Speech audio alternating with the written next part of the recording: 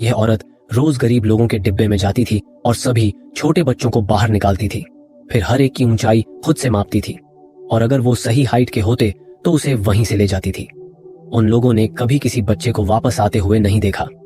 Andrew, जो कि उस बच्चे का बाप था, वो उन्हें रोकने की पूरी कोशिश भी कर रहा था, लेकिन फिर भी वो नहीं रुके। आखिरी में उसने अपना जूता निकाला और उस महिला के सर में मार दिया और महिला के सिर में चोट लगने से थोड़ा खून आया, लेकिन महिला ने गुस्सा नहीं दिखाया। उसने ये दिखाने के लिए कि वो ठीक है, खून को ही चाट लिया और फिर दोनों बच्चों को खींच लिया।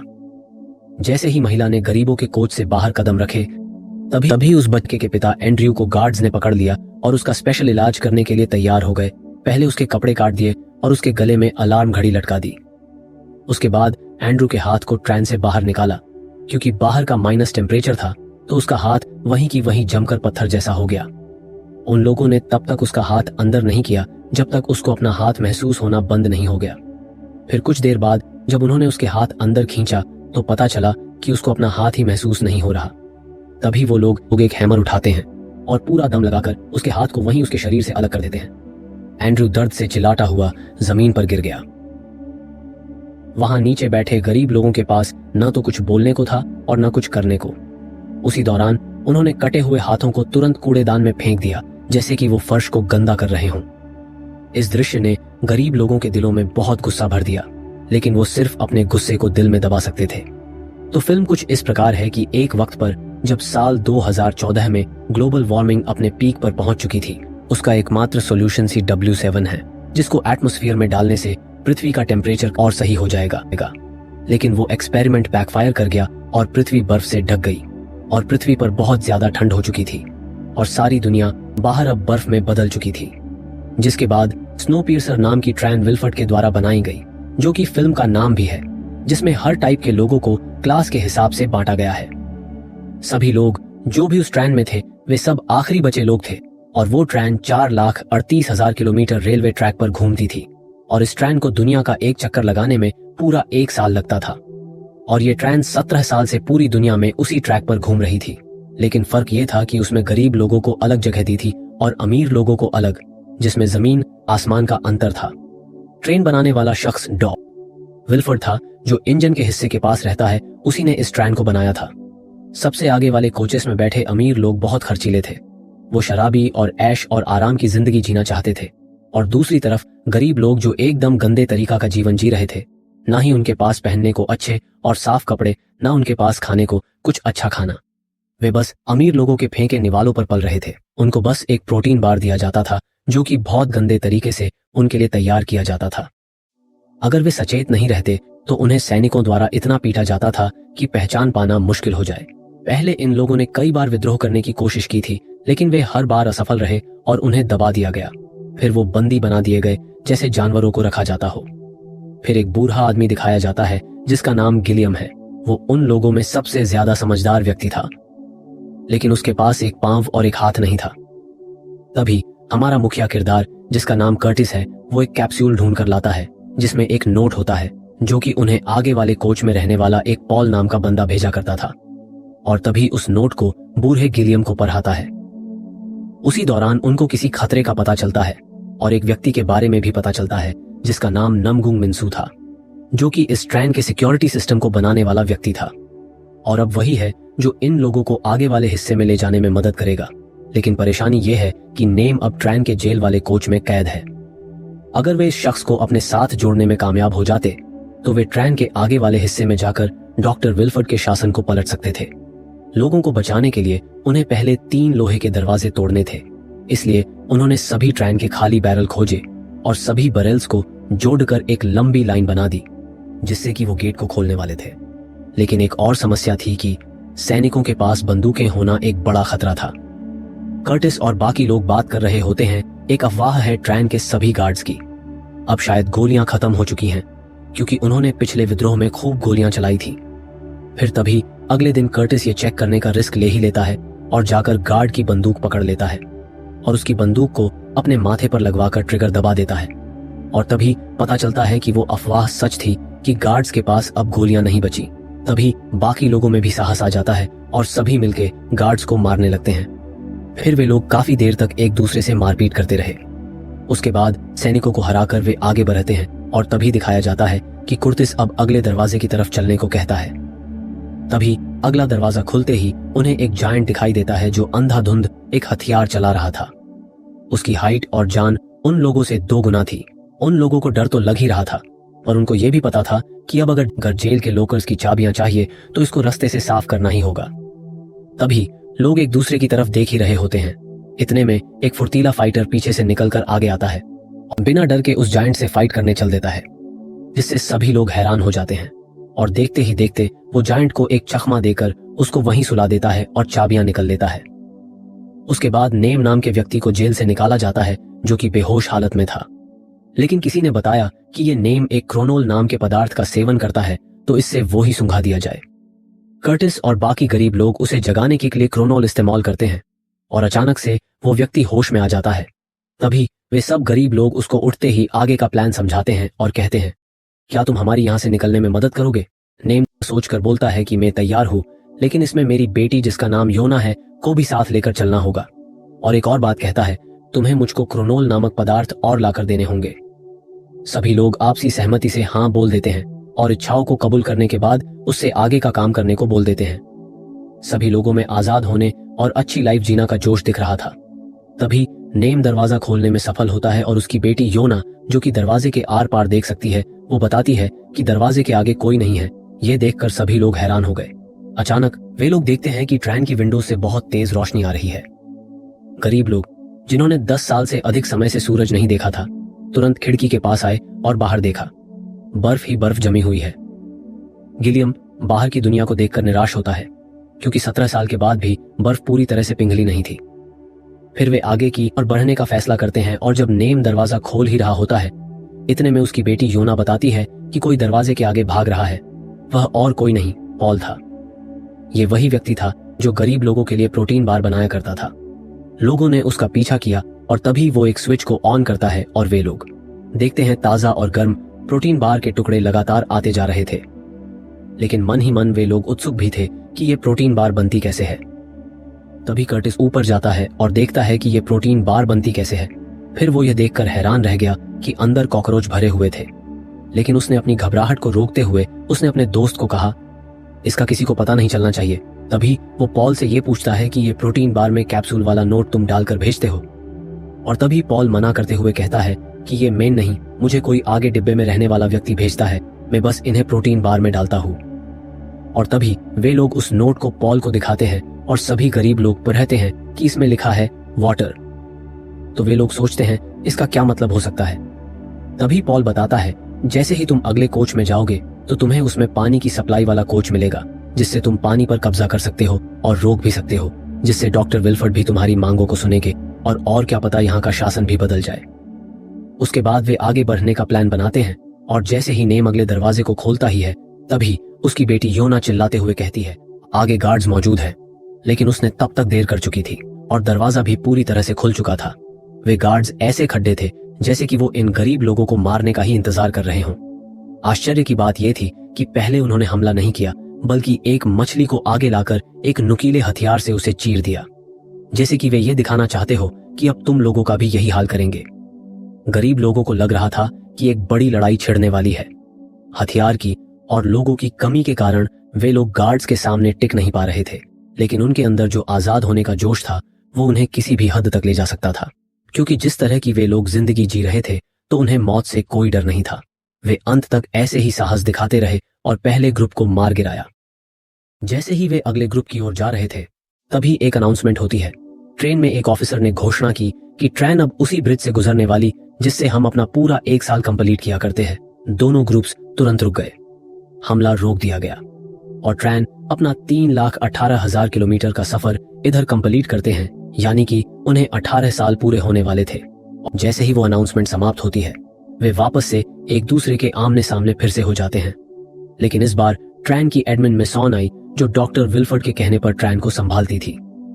लोग सोच रहे थे कि वो उनके वाटर सप्लाई पर कब्जा करने से इफेक्ट होकर आई है, लेकिन वो तो उन गरीब लोगों को ही भला बुरा बोलने लग जाती है और कहती है कि विल्फोर्ड ने तुम लोगों को इस ट्रेन में शरण देकर सबसे बड़ी गलती कर दी। और इतना कहकर वो गार्ड्स को ये बोल देती है कि 74% लोगों को मार दो अभी। इतना कहने के बाद मेसन अपनी नाइट विजन निकाल लेती है, और क्योंकि गार्ड्स और मेसन को पता था अब कुछ देर बाद एक टनल आने वाली है जिसमें पूरी ट्रेन के डिब्बे में अंधेरा हो जाएगा, तो इसीलिए उन्होंने तो नाइट विजन गिलास पहन लिए जिससे वे गरीब लोगों को वहीं खत्म कर सके। और तभी अंधेरे में ट्रेन सुरंग में घुस गई। गरीब लोगों के पास वापस लड़ने की ताकत नहीं थी और एक के बाद एक दुखद मौत जा रही थी। तभी कुछ देर मारपीट होने के बाद किस्मत से वही फुर्तीला फाइटर आया जिसने जायंट को मारा था, और अब की बार वो मशाल और बाकी के गरीब लोग भी अपने साथ लाया था जिससे उन्हें गार्ड्स को मारने में मदद मिल सके। कुछ देर बाद दिखाया जाता है कि मेसन पर एक हमला होता है और वो घायल हो जाती है, और दूसरी तरफ एक अफसर कर्टिस के दोस्त को पकड़े हुए था। कर्टिस के पास दो ऑप्शन थे, या तो वो मेसन को अपनी कैद में रखकर उससे अपनी मांगे मनवा सकता था, और दूसरा ऑप्शन था कि वो अपने दोस्त की मदद के लिए आगे जाए। लेकिन उसने सभी लोगों के बारे में सोचकर फैसला लिया और मेसन के पीछे भागा और उसे बंधक बना लिया। उसके बाद स्थिति पर नियंत्रण कर लिया गया। तभी उन्होंने मेसन से सवाल पूछा कि तुम उन बच्चों को क्या करते हो जो तुम गरीब लोगों के डिब्बे से लेकर जाते हो। तभी मेसन बताती है कि मिस्टर विलफोर्ड को बच्चे पसंद है, तो वो इसलिए अपने पास बच्चों को खेलने के लिए बुलाया करते हैं। तभी कुर्तिस कहता है विलफोर्ड को यहाँ बुलाओ और हमें वो बच्चे वापस लौटाने को कहा, और ये भी कहा कि अगर विलफोर्ड यहाँ नहीं आए तो हम सभी पानी की सप्लाई रोक देंगे। ये सुनकर मेसन हंसने लगी और बोली कि बेवकूफ लोग, वाटर सेक्शन में पानी फ्रंट से आता है। जो तुमने वाटर सप्लाई पर कब्जा किया है वो सिर्फ एक रिसाइकल स्टोरेज है जिससे कि सिर्फ गरीब लोगों को ही वाटर सप्लाई जाती है, और अगर तुम ये पानी रोकते हो तो सिर्फ गरीब लोग ही इफेक्ट होंगे। और मेसन कहती है कि विलफोर्ड यहाँ नेगोशिएशन करने नहीं आएगा क्योंकि उसे पता है कि तुम्हें भी जिंदा रहने के लिए पानी चाहिए। इतना सुनने के बाद गरीब लोगों को शौक लगा और सोचने लगे कि हमारी मेहनत बर्बाद हो गई। इतना सुनने के बाद कर्टिस ये कहता है कि हम तुम्हें जिंदा रहने देंगे, लेकिन तुम्हें हमको मिस्टर विलफोर्ड के पास ले जाना होगा। मेसन मन ही मन सोचती है कि यह प्रपोजल ठीक है क्योंकि गरीब लोगों के बीच वो ज्यादा देर नहीं बच पाएगी। उसी रात वो बूढ़ा गिलियम कर्टिस को कुछ बातें बताता है और कहता है कि विलफोर्ड एक चालाक आदमी है और अपनी बातों से ही दूसरे आदमी को मैनिपुलेट कर देता है, तो अगर वो कुछ कहे तो उसकी बातों में मत आ जाना। जब वो उससे मिले तो हर चीज का जवाब मांगना और उसका अच्छे से बदला लेना जैसा अत्याचार उसने हम गरीब लोगों पर किया है। अगले दिन उन्होंने एक टीम बनाई जो विलफोर्ड के पास जाने तक साथ देगी, और जल्द ही उन्हें पता चला कि ट्रेन में चीजें उनकी कल्पना से कहीं अधिक थी। तभी मेसन उन्हें आगे की ओर ले जाती है और आगे वाले डिब्बे में वो देखते हैं कि यहाँ तो तरह तरह के फलों को उगाया जाता है जो उन्हें कभी खाने को ही नहीं मिले, बल्कि एक विशाल एक्वेरियम भी था जो विभिन्न प्रकार के समुद्री जीवों और मछलियों से भरा था, और यहाँ तक कि उसमें से कुछ मछलियां खाने के भी काम आती थी।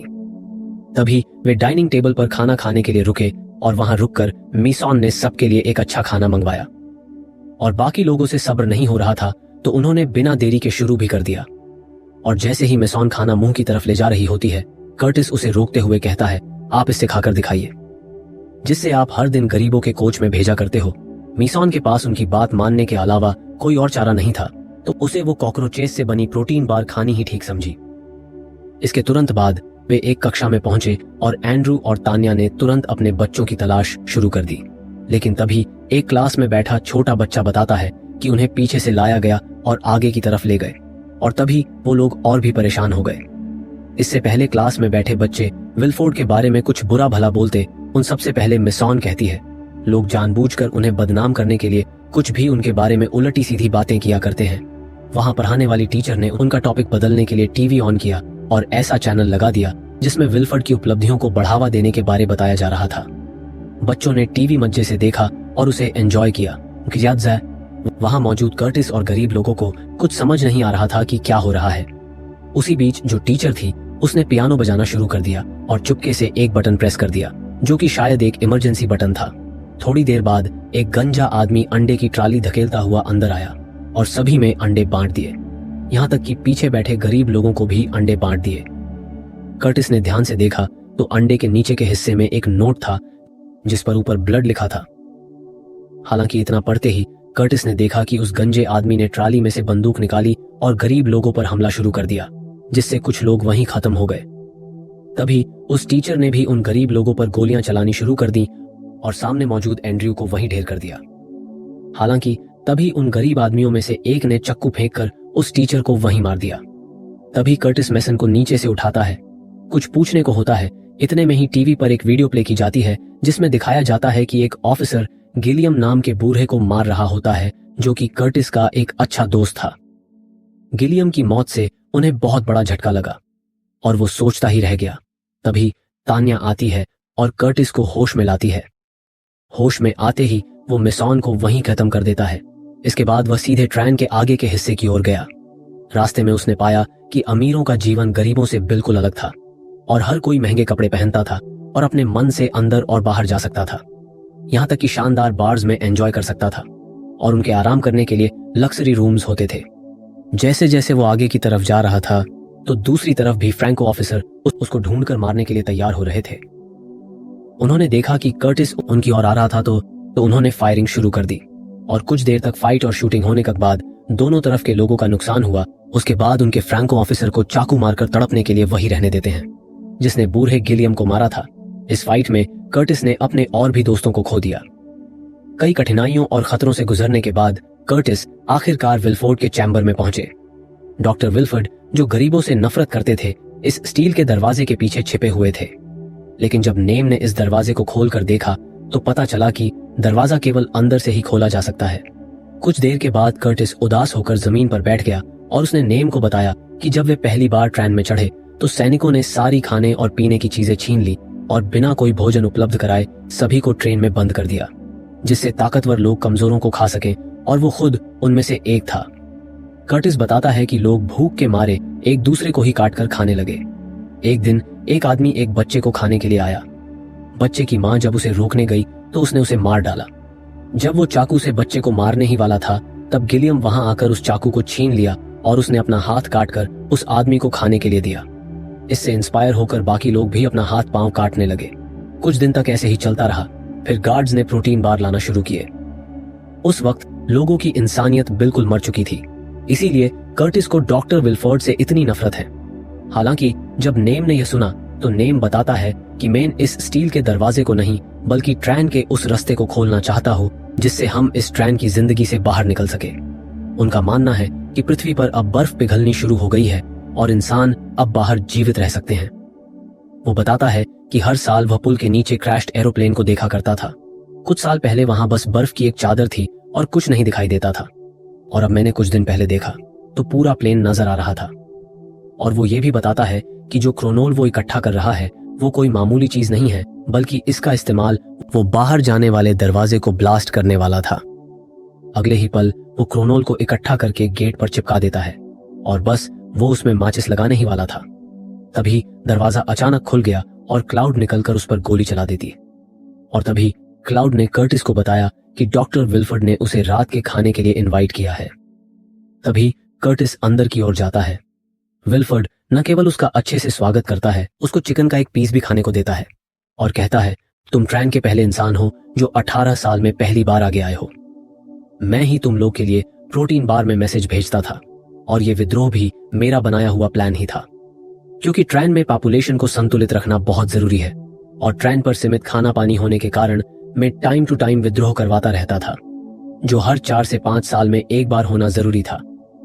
और विलफोर्ड ये भी बताता है कि उसके और बूढ़े गिलियम के बीच एक विद्रोह के दौरान एक एग्रीमेंट में हुआ था कि उन्हें एक वक्त के बाद विद्रोह में रुक जाना था, लेकिन वो नहीं रुकते और दोनों ग्रुप्स को भारी नुकसान हुआ था। अगले ही पल दिखाया जाता है कि वो बूढ़ा विलफोर्ड एक फोन मिलाता है और दूसरी तरफ वो गंजा हिटमैन फोन उठाता है और उस हिटमैन को कहता है 74% गरीब लोगों को मार दो। तभी उसे गोलियों की आवाज भी सुनाता है। उसे सुनकर हमारा हीरो कर्टिस डर के मारे घबरा जाता है और कहता है कि यह करना जरूरी है।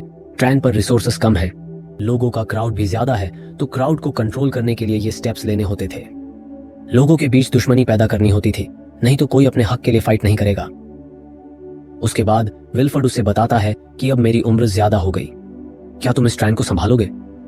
तभी दिखाया जाता है कि बाहर नेम और उसकी बेटी योना बाहर जाने का गेट को खोलने का तरीका ढूंढ रहे थे और तभी वो फ्रैंको ऑफिसर उन्हें मारने आ जाता है जिससे वे पहले घायल करके आए थे। वो अब अमीर लोगों के साथ उनको मारने आ रहा होता है।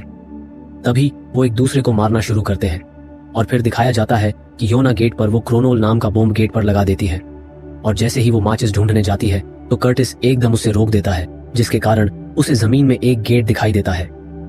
तभी कर्टिस और योना उसमें देखते हैं कि इसमें तो वो बच्चे काम कर रहे हो जो कि ये लोग गरीब लोगों के कोच में से लाया करते थे, और उनमें से एक कर्टिस के दोस्त एंड्रू का बेटा भी था। ये देखकर कर्टिस पूछता है ये यहाँ क्यों है, तो विल्फर्ड बताता है कि हाल ही में इंजन का एक सेक्शन खराब हो गया था, तो वो इंजन को चालू रखने के लिए बच्चों को काम पर लगाकर रखा था। ये देखकर कर्टिस को गुस्सा आया और एक घुमाकर उसने विल्फर्ड के मुंह पर जोरदार मुक्का मारा, और तभी योना को माचिस देकर फिर मारना शुरू कर देता है और बच्चों को भी इंजन सेक्शन से बाहर निकाल लेता है। तभी योना वापस से गेट के पास जाती है और क्रोनोल में आग लगा देती है, जिसके बाद एक दूसरे के बचाव के लिए वे तीनों गले लग जाते हैं। उसके कुछ सेकंड बाद ट्रेन में जोरदार ब्लास्ट होता है, जिससे माउंटेन्स पर एक भूकंप सा आ जाता है और ट्रेन पटरी से कई फीट नीचे गिरती हुई जाती है, और उसी दौरान ट्रेन के बाकी लोग वहीं खत्म हो जाते हैं। सब कुछ शांत होने के बाद दिखाया जाता है कि केवल यूना और एक बच्चा ही जीवित बचे थे। खुशी की बात यह थी कि अब पृथ्वी रहने लायक हो चुकी थी और बर्फ अब पहले से कम हो चुकी थी। और तभी योना को एक बर्फ में रहने वाला भालू दिख जाता है, जिससे उसको और भी यकीन हो गया था कि अब पृथ्वी और भी जीवों के लिए रहने लायक हो गई थी, और फिल्म इसी के साथ खत्म हो जाती है। और अगर इस फिल्म के बारे में अगर ध्यान से सोचे तो पता चलता है कि यह फिल्म एक राजनीतिक फिल्म है, जो आज कल के लोगों का सामाजिक लाइफ को दर्शाती है और बताती है कि आज भी हमारी सोसाइटी में लोग क्लास के हिसाब से बांटे गए हैं। जो जितना अमीर होगा उसको उतनी ही सुविधा और पावर दी जाएगी, और गरीब को अपने हक के लिए आवाज उठानी ही होती है, जिसमें से एक या दो ही सफल हो पाते हैं। अगर आपको ये फिल्म की एक्सप्लेनेशन अच्छी लगी तो प्लीज लाइक, शेयर और कमेंट जरूर करें और चैनल को सब्सक्राइब करना ना भूलें। धन्यवाद।